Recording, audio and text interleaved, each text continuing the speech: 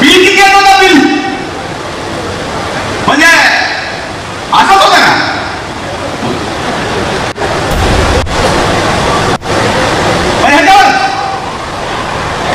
म्हणजे मागचं बिल भरायचं नाही आणि पुढचं बिल येणारच नाही अशी व्यवस्था आदरणीय दादाने आपली करून ठेवली. हा अभूतपूर्व आणि ऐतिहासिक कार्यक्रम पाहिल्यानंतर म्हणजे मला वाटत नाही की आपल्या विरोधात आता ज्यांनी हिंमत दाखवली ते सुद्धा उभारायला हिंमत करते. असं होऊ शकत नाही. कुणामधले पैसे आणणारच कुठून, कुणामधले पैसे आले तर देणारच कुठून, पुन्हा ज्यावेळेस 2 महिन्याचे एकदाच 3000 रुपये दिले तेवढे असं कसं झालं, हे सगळं चुकीचं आहे. आम्ही कोर्टात बऱ्याच दिवसांनी उदगीरला बनसोडे साहेबांनी बोलवलं आणि माझ्या माहितीप्रमाणे मलाच उशिरा बोलवलंय अशातला भाग नाही. दादांना सुद्धा तेवढंच उशिरा बोलवलेलं आहे. बरोबर आहे तुम्ही?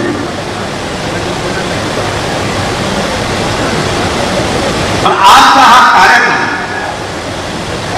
या तारखेला होता याच भागात, याच लातूर जिल्ह्यामध्ये आजच्याच तारखेला 30 वर्षापूर्वी महाभयंकर भूकंप झाला. त्या भूकंपात अनेक जण गेले. त्या सर्वांना मी सर्वप्रथम आदरांजली अर्पित करतो.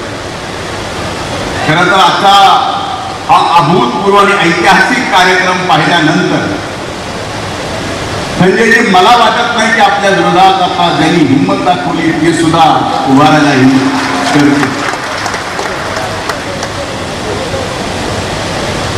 मी अनेकदा दादांचं एका व्यक्तीवर, आपल्या सहकार्यावर प्रेम पाहिलं. अनेकदा एखाद्या आपल्या सहकार्यावर दादांनी दिलेली ताकद पाहिली. पण उदगीरमध्ये आल्यानंतर याच्या पलीकडे दादा काय आहेत हे मला या ठिकाणी दिसलं. मला वाटलं संजय बनसोडेंना फक्त क्रीडा आणि बंधनेच दिले का काय, मंत्री बदलले. पण मंत्री पदासोबत मतदारसंघाच्या विकासासाठी संजयजी फक्त तुम्हाला 6000 कोटी रुपये या ठिकाणी दिले. 5 वर्षात 6 लाख आणि मंत्रीपदही असलं उदाहरण.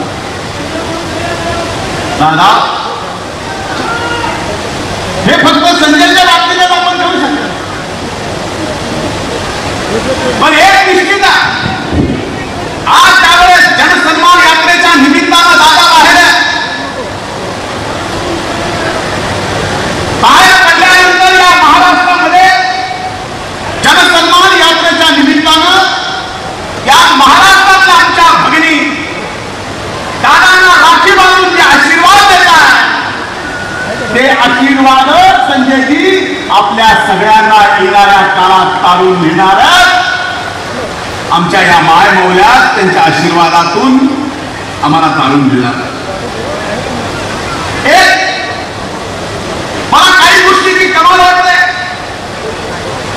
ज्या वेळेस माझी लाडकी बहीण योजना दादांनी शेवटच्या बजेटमध्ये आणली, बजेटमध्ये आणल्या लाडक्या बहिणीच्या योजनेवर एवढ्या टीका झाल्या. असं होऊ शकत नाही. कुणामधले पैसे आणणारच कुठून, कुणामधले पैसे आले तर देणारच कुठून, पुन्हा ज्यावेळेस 2 महिन्याचे एकदाच 3000 रुपये दिले तेवढे असं कसं झालं, हे सगळं चुकीचं आहे. आम्ही कोर्टात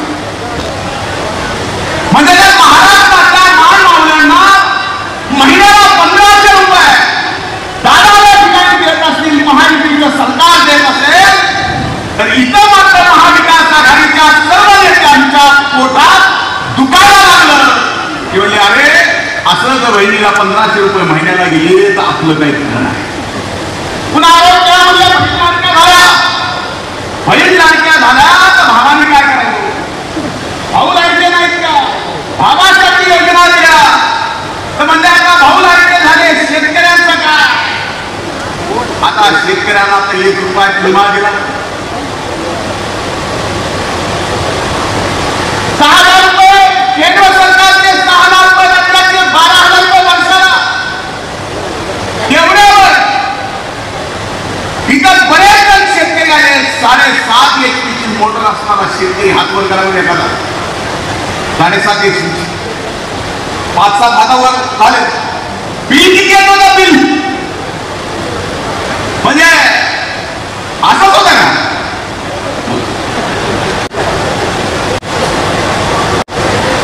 ह्याच्यावर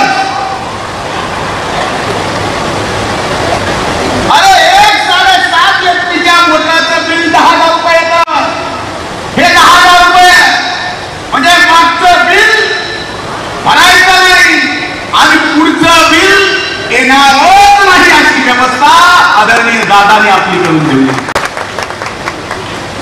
एवढ्या अभूतपूर्व योजना थेट माझ्या जनतेच्या दारात त्या ठिकाणी जात असतील तर मी दादाचं मनापासून अभिनंदन करतो या मराठवाड्याच्या मातीत आपलं स्वागतही करतो आणि दादा यापुढेही जेवढं देता येईल तेवढं या मराठवाड्याला सुद्धा द्या कारण शेवटी मराठवाड्याचा विकास हा मागे पडलेला आहे आणि या विकासाकडे आपण लक्ष दिलं तर आम्ही सुद्धा पश्चिम महाराष्ट्रासारखं कोकणासारखं या ठिकाणी ताकीनांच्या भागाचा विकास करू एवढंच या निमित्तानं बोलतो आपको खूप खूप धन्यवाद जय हिंद जय महाराष्ट्र अजित दादा तुम आगे बढ़ो